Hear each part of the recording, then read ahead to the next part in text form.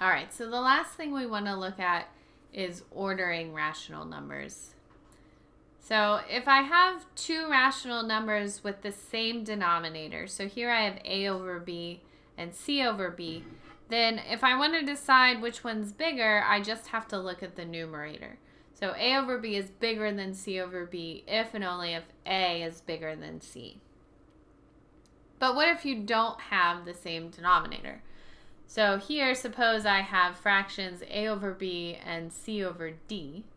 Well, I can determine which one is bigger by looking at the product a times d and b times c. So a over b is bigger than c over d if and only if a times d is bigger than bc. Okay, so on the right, you've got two fractions represented here, 11/12 and 4/5. How could I argue that 11/12 is bigger than 4/5? Certainly from the picture, it looks like it's bigger, right? But we want to give a justification for that. Well, one thing I could do is get a common denominator and then just look at their numerators. So if I'm looking at 4/5 and 11/12, I could take as a common denominator 60, or 5 times 12. So 4/5 is the same as 5 times 12 in the denominator and 4 times 12 in the numerator, or 48. And 11/12, if I put 60 in the denominator, I needed to multiply by 5 on top and bottom. So I'm going to have 55 over 60. And now I can say 11/12 is bigger than 4/5, since 55 is bigger than 48. Right? 11/12 was 55 over 60, and this was 48 over 60. Okay, so that's using the top box. I could also use the bottom box. So if I wanted to show that 11/12 is bigger than 4/5, I can cross multiply and say, well, 11 times 5 is bigger than 4 times 12, right?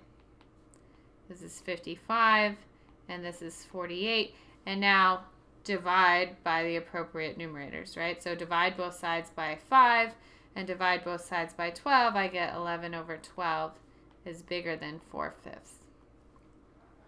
Okay?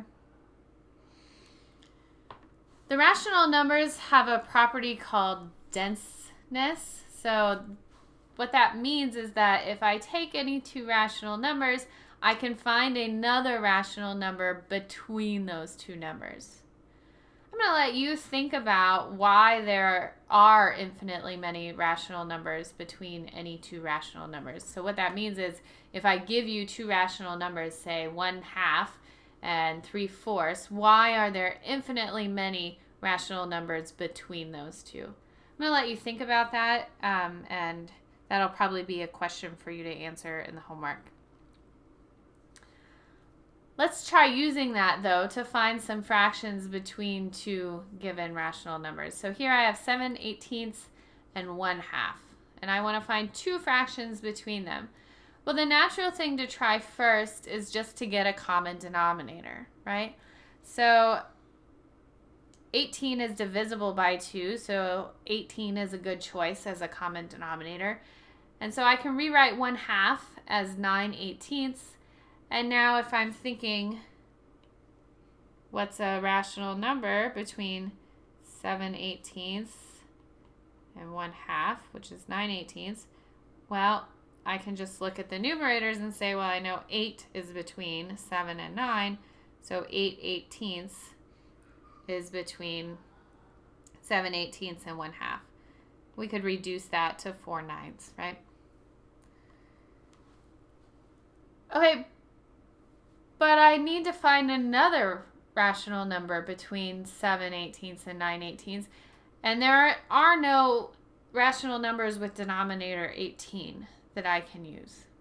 So what do? I increase my denominator.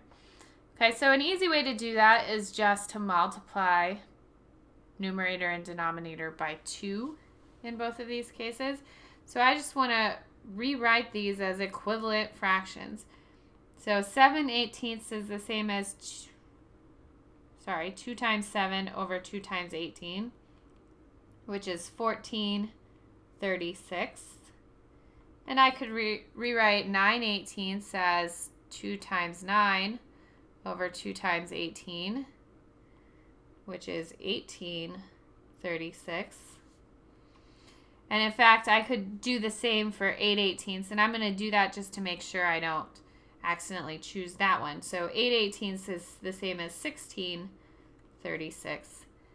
And so now I can find even more fractions between 7/18 and 1/2. Halfway between 7/18 and 8/18 is going to be 15/36. And over here I've got 17/36. So actually I found 3 rational numbers between 7/18 and 1/2. Now what if I asked you to find another one? Okay, so hopefully you've thought about that for at least a second. And you want to sort of copy the same process that we've done. So maybe instead of multiplying numerator and denominator by 2, you could multiply by 4, or you could multiply by 3.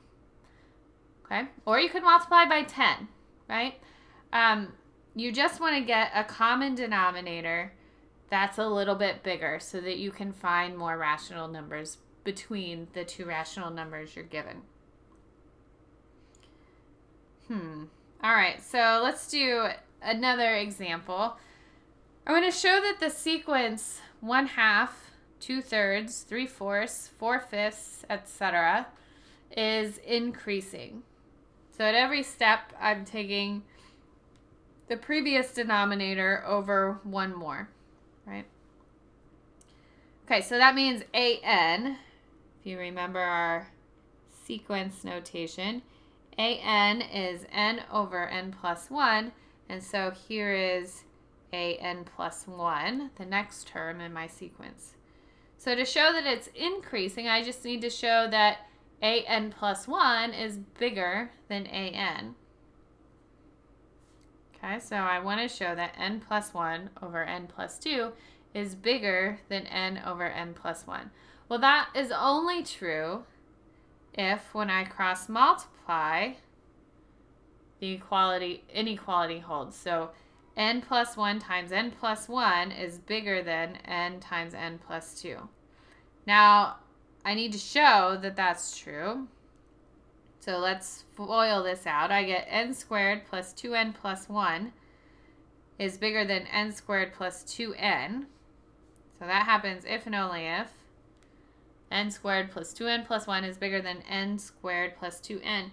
But what do you notice here? I have an n squared plus 2n and an n squared plus 2n here. And so if I drop those, that says this happens if and only if 1 is bigger than 0. Is 1 bigger than 0? Yes. Okay, so if I want to show that this is true, I'm going to trace it backwards. Okay, so the sequence is increasing.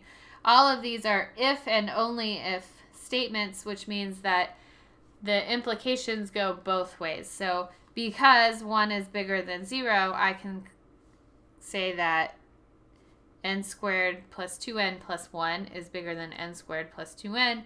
And then I can factor to say that n plus 1 times n plus 1 is bigger than n times n plus 2. And then I can translate into that statement.